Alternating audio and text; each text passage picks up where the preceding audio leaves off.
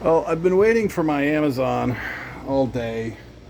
If you guys didn't catch the short, I'm waiting for a 5 guitar holder and a new scale because I've been working out. You can see my workout stuff in there, and then of course, obviously my butt rash cream. So I thought I'd take you out to the backyard while I'm waiting for the Amazon guy to show you.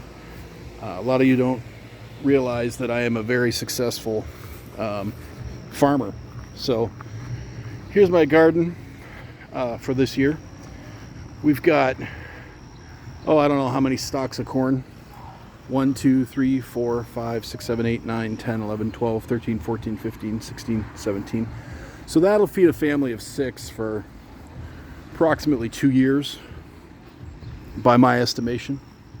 We also have the beets right here. So you have to keep the weeds also nourished because the weeds encourage the crops to grow. If it wasn't for the weeds, the beets wouldn't know what to do. So as you can see, I've made sure that I've got a good mix of crop and weeds. You want about a 50-50 ratio. So there are beets down here. This one beet plant, you could feed, just off the one, a couple families, a couple weeks. And then we get the carrots. So we'll go ahead. These are about ready right here. Again, 50-50 weed to vegetation ratio. I'll just pull that. There we go. So that's pretty good right there. I'm pretty full already, but that will be supper for tomorrow. So I'll just, so I like to keep weeds in the sidewalk too, just to encourage those weeds. There's my, my watering thingy. So we'll just, what you just witnessed was harvest time. So we're just careful with the bountiful harvest. And then what else do we got in here? I planted a little bit of everything. Avocado, got the avocado coming. Got the oatmeal and the flax bread. And then what else is even in here? So this isn't just gear here at Quest for Gear. It's also my successful farming. I don't know what that is. You could probably eat it though. And then over here, you can see again, we've got a good 50-50 ratio crops and weeds. And then this is crops and weeds. That's probably potatoes. And then this over here is whatever they make Fruit Loops out of. So it's a loop. It's like a loop-based crop. The colors come later. The colors will come like just after Labor Day. They'll start getting their Fruity Loop colors. So this here is more weeds, just to ensure. Now, I did have flowers in here. I'm just waiting for them to what we call in the farm business re-alive. And again, after Labor Day, these will be flowers again. So then over here we've got the herb garden. The pride of my bountiful harvest is the dill fields. This is about an acre of glorious dill. I don't know why some of the glorious dill is brown on the top. That's probably good. And then we got basil. You can just eat that. No, I'm eating it now. This, of course, is parsley, which I sell to the Italian restaurants who just put a little piece on the side of your plate like this. Just this. Just like that. That's all that's for. No one eats it. Why would you eat parsley? It doesn't taste like anything.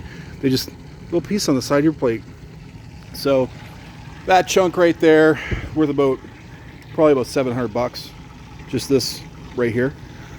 And then the basil's worth probably $5,000. And then the acres of rolling dill, I don't even sell that. That's my personal supply. So that'll last us probably about 6 years of dill. And then we've got 3 cabbages. So these will be entered into the local Deptford Fair. I always win first prize, and I expect nothing less of these 3 these three little ladies, obviously they are just about ready to be shown off. So the holes are good. That's for speed and aerodynamics. People don't realize that a lot of cabbage you buy in the grocery store has wind resistance. My cabbage does not have any kind of wind resistance because it's got the speed holes, as you can see. And then we got a strawberry plant that is very disappointing. The birds came and ate all the strawberries. I don't tend to encourage birds to be back here. This is a bird jail in the garden, which should signify to them, you stay out of here or you'll go to bird jail, right?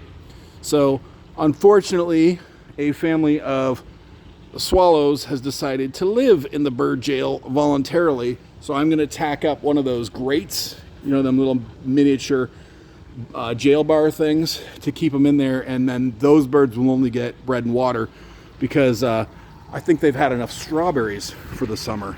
So yeah, very disappointing. Very disappointing. Very. I mean, disappointment's the word. I can't think of another word. This is lavender. You can eat it, but it's really gross.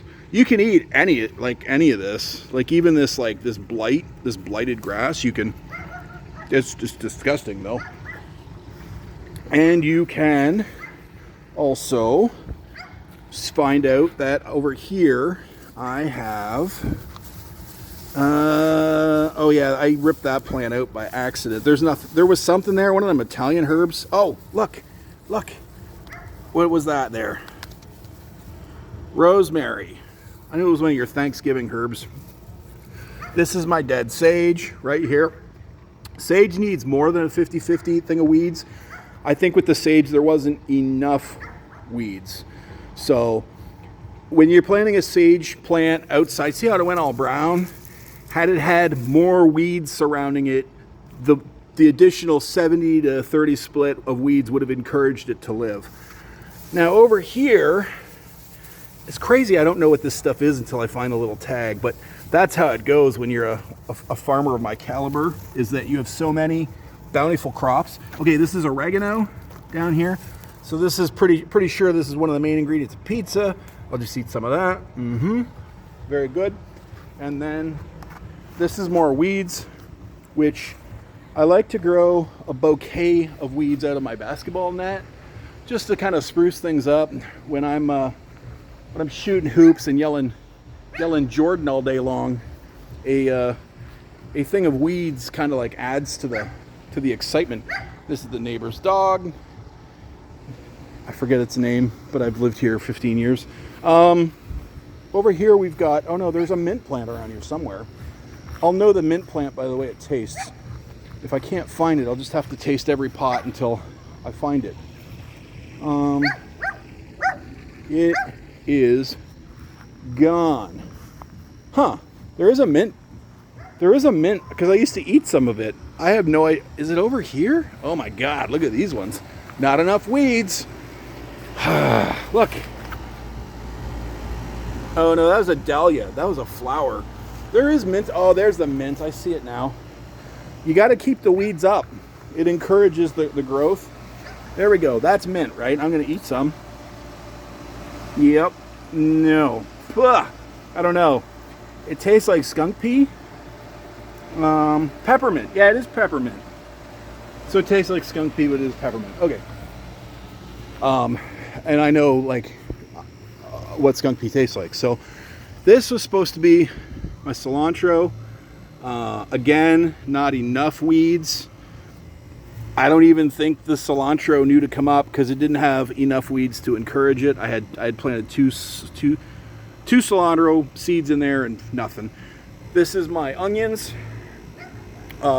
They would have been mightier. There would have been an emerald bounty. Probably would have got an acre out of that had I had more weeds. And then this is these peppers. They're really hot and I don't like them. And then I also grow these jalapenos. They're my favorite, and I don't eat them because they're too hot. So I'm probably just going to give them to people who like hot things because they're too hot for me and I hate them. All right, well, and then had there been more weeds, these these bad boys would have been headed to the county fair over at Deptford. So yeah, that's it. So yeah, as you can see, the corn it's about 11 feet high this year. It is an emerald bounty of it's a plethora, a cornucopia of acreage, and like I said, that'll probably feed a family of 6 easily for 3 years. So yeah, well, let's go see if the Amazon guy is here with my rash cream and my, what's the other thing I ordered? Oh, a guitar stand. Yeah. Oh, all these weeds here are to encourage the grass. So you want to get some weeds jammed in, like at the corner of your house, if you can. And all right, well, now you know that we're also Quest for Gardening here. And yeah, you're welcome for letting me show you my acreage of bountiful plenty.